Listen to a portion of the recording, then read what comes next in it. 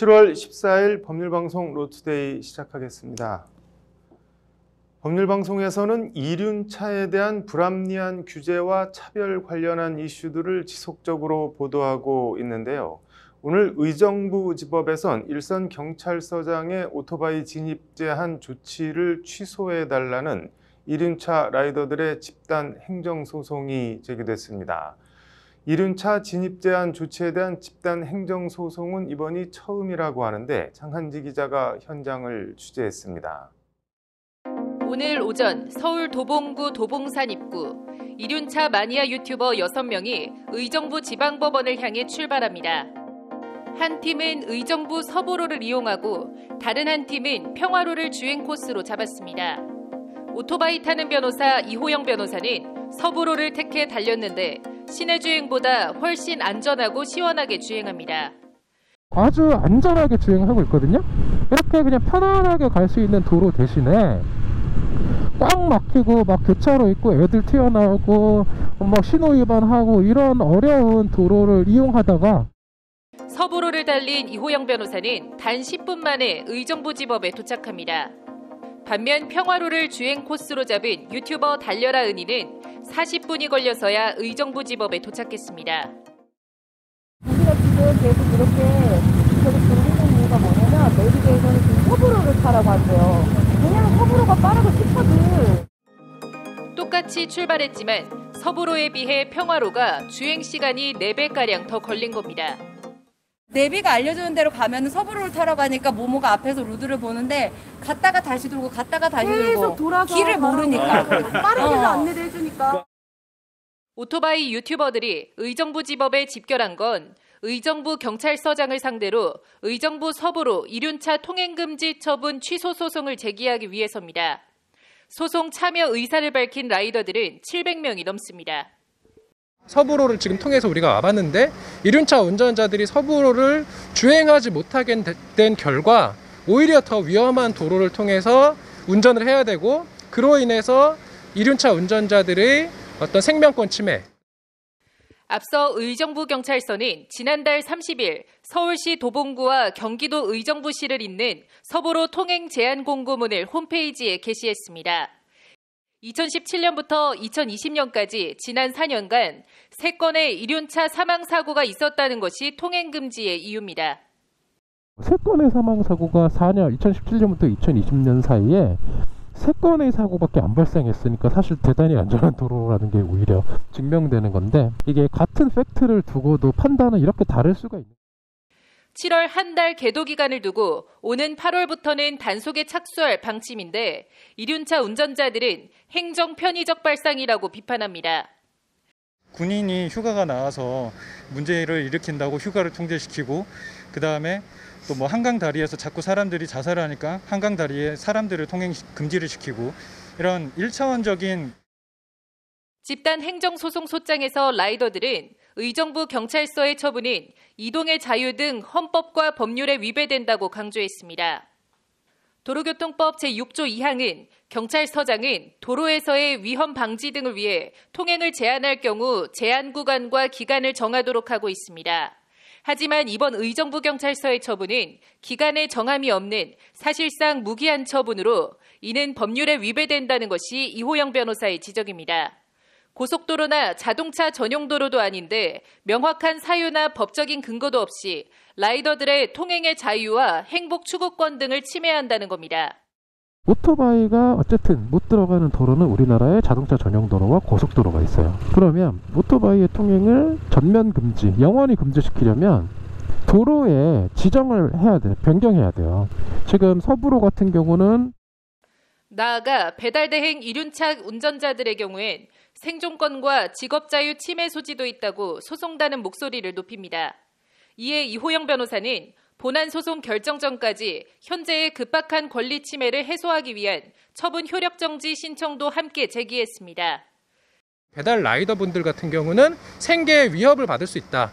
이러한 점을 지적하고자 오늘 법원에 나왔고 취소 소송을 제기했고 아울러서 의정부 경찰서장의 집행 처분의 효력을 정지해달라라는 신청을 아울러 의정부 서부로엔 현재 이륜차 통행금지 현수막과 표지판이 라이더들 표현에 따르면 마치 점령군처럼 곳곳에 걸려 펄럭이고 있습니다.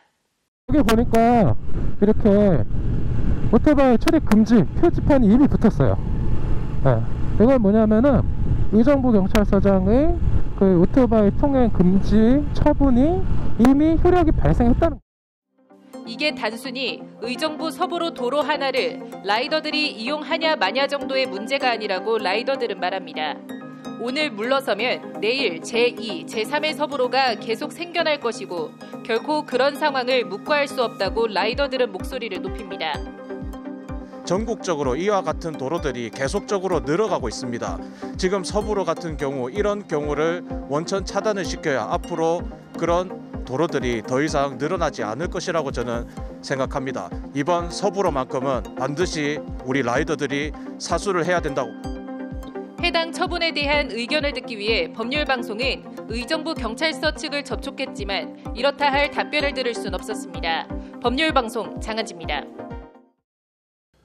네, 흔히 결혼을 일륜지 대사라고 하는데 일륜지 대사인 결혼도 코로나 대유행 앞에선 속수무책인 것 같습니다.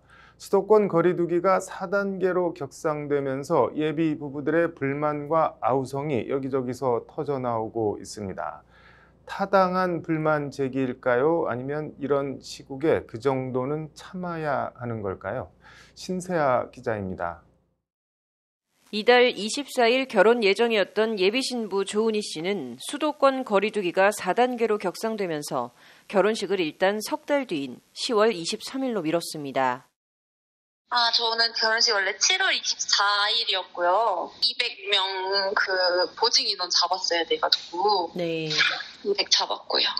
어쩔 수 없이 미루게 됐어요. 이른바 보증 인원은 예식장 측에 최소한 지불해야 하는 식대 인원입니다.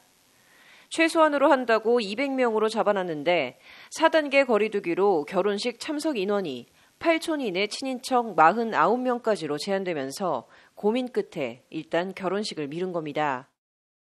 50명만 와도 그래도 보증 인원에 대한 금액은 다 내야 되잖아요, 사실. 그러니까 이건 모두 다 이제 예비 부부들의 다 전적으로 이제 물어줘야 하는 부분. 내 잘못도 아닌데 내가 왜 내 결혼식 하는데 이렇게 피해를 보고 힘들어야 하는지 조은희 씨는 화도 나고. 왜 우리가 준비하고 이제 공들인 웨딩은 왜 내 결혼식 날 앞에서 갑자기 이런 4단계를 맞이해서 다 이렇게 무너져야 하는지 좀 그런 부분이 속상하죠, 아무래도. 무엇보다 하객들에게 일일이 다시 연락을 해야 하는 것도 10월엔 결혼식을 올릴 수 있기는 있는 건지 생각하면 답답하기만 합니다. 근데 저희가 이제 4단계를 저희가 하고 싶어서 한 것도 아니고 정부에서 이렇게 한 건데 근데 이제 정신적으로 너무 힘든 거예요. 이렇게 다 알렸고 이미. 실제 청와대 국민청원 게시판엔 피해와 대책 마련을 호소하는 예비 부부들의 청원 글들이 이어지고 있습니다. 일생에 다시 오지 않을 하루뿐인 날, 그 모든 준비와 약속들이 한순간에 날아가고 뒤틀리려 한다는 것이 이들 예비 부부들의 하소연입니다. 4단계인 건 알겠는데 뭐는 되고 뭐는 안 되고 도대체 기준이 뭐냐는 성토도 쇄도하고 있습니다. 콘서트는 5,000명까지 허용하면서 예식장은 왜 49인 제한이냐? 대형마트나 백화점은 거리두기 제한이 없는데 결혼식은 왜 친한 친구도 못 오게 하느냐 등등. 한마디로 만만한 게 젊은 예비 부부냐, 결혼식이 장난이냐, 장난하냐는 게 화난 예비 부부들의 성토입니다. 웨딩홀이라고 뭐가 더 위험하고 이런 건 없는 것 같거든요. 마트나 콘서트 뭐 이렇게 박람회 이런 거는 뭐 5,000명까지 들어간다고 하더라고요. 그런 거 보면서 실제 4단계 거리두기 조치 발표 이후 한국소비자원엔 결혼식 관련한 민원 문의가 급증하고 있습니다. 계속해서 하루에 한 자리 숫자의 상담이 접수가 되고 있었는데요. 이게 사회적 거리두기가 격상하고 나서는 하루에 수십 건씩 상담이 접수가 돼서 결혼식 예약 해지나 변경에 따른 위약금 등 금전적 손해라도 어떻게 해달라는 하소연인데 사회적 거리두기가 격상을 하게 되면 예식 일자를 연기를 하거나 아니면 최소 보증 인원을 조정하기를 원하시는데요. 우리 예식장에서는 그 부분을 거절하는 부분이 많기 때문에 분쟁이 발생합니다. 이 때문에 소보원은 위약금이 없거나 위약금을 감경해 계약 내용을 변경 또는 해지할 수 있게 권고하고 있지만 현재로선 말 그대로 권고에 지나지 않습니다. 계약의 일반적인 원칙은 일단 당사자 간에 성립한 계약 내용이 우선적으로 적용되는 게 맞긴 한데요. 이게 특수한 경우이기 때문에 한국소비자원의 피해구제 절차나 분쟁 조정 절차를 통해서 합의 공고를 받아보시는 게 좋을 것 같습니다. 코로나라는 지루하고 어두운 터널. 이게 도대체 언제 끝나는 건지, 끝나긴 끝나는 건지 갈수록 피로와 우울이 쌓이고 있습니다. 그래 이제 웨딩을 지금 하는 게 더 잘못이구나 약간 이런 생각도 들고 이 시국에 내가 웨딩을 왜 하고 있지? 그러니까 정신적으로 저는 너무 많이 힘들었어요. 어제 하루 국내 코로나19 신규 확진자는 1,615명.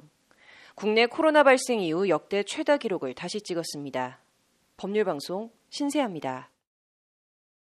네, 윤수경 변호사의 이슈 속 법과 생활. 오늘은 형사 공공 변호인 제도 얘기해 보겠습니다. 윤 변호사님, 먼저 형사 공공 변호인이 뭔지 설명을 좀 해주시죠. 네, 그 현재 재판 단계에서는 네. 국선 변호인이 무료로 변론을 해주는 제도가 있습니다. 네.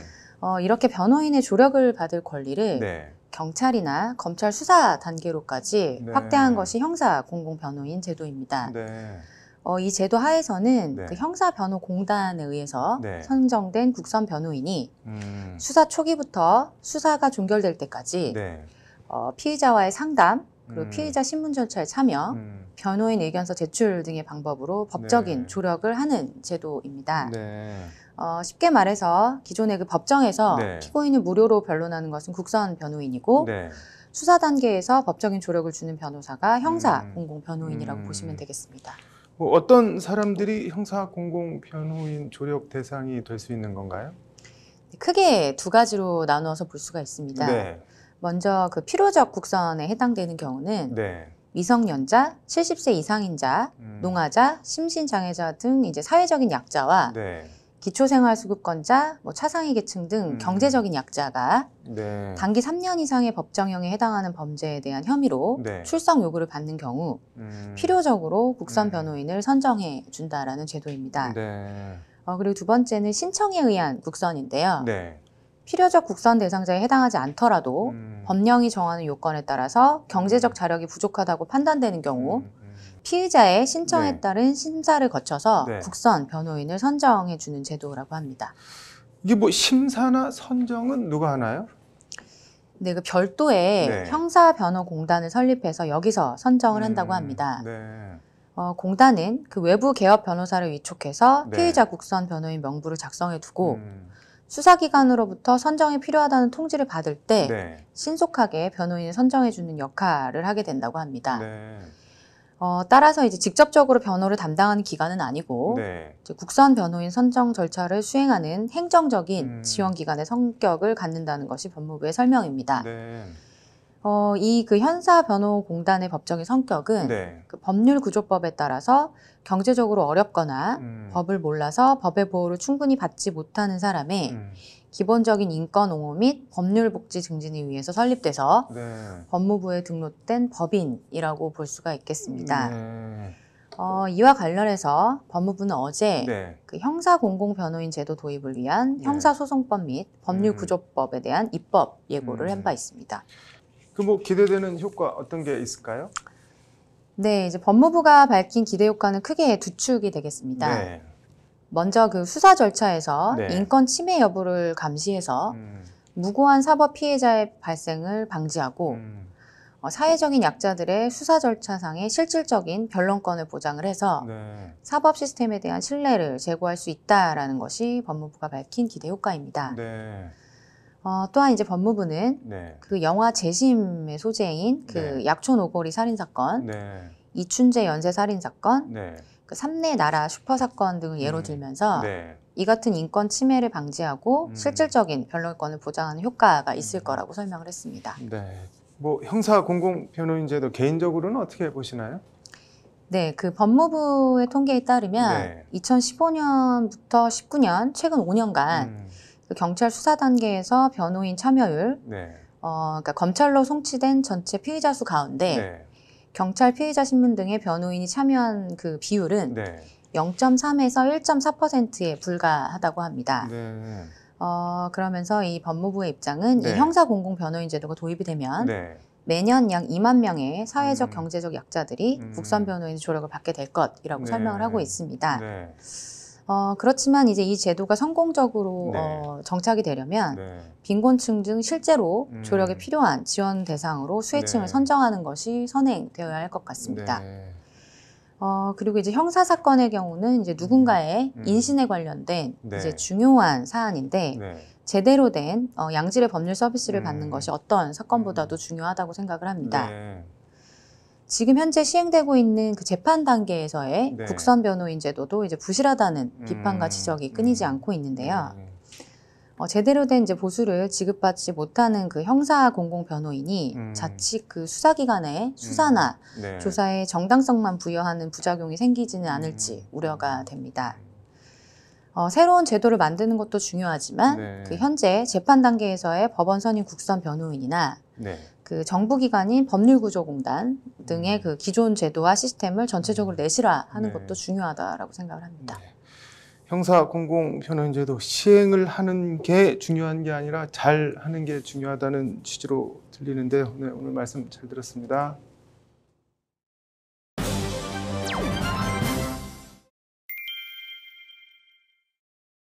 네, 이어서 법조계 소식 전해드리겠습니다. 청담동 주식부자로 알려진 이희진 씨의 부모를 살해한 혐의로 기소된 김다운 씨가 1심에 이어 2심에서도 무기징역을 선고받았습니다. 김명수 대법원장이 국가인권위원회 비상임위원회 사법연수원 30기 김수정 변호사를 지명했다고 밝혔습니다. 아내를 흉기로 살해한 혐의로 1심에서 징역 12년이 선고된 70대 남편이 항소심에서 징역 7년으로 감형받았습니다. 조국 전 법무부 장관의 딸에 대한 성적 모욕글을 온라인 커뮤니티에 올린 혐의로 30대 남성이 벌금 100만 원의 약식 기소됐습니다. 7월 14일 법률방송 로투데이 마치겠습니다. 시청해 주셔서 감사합니다.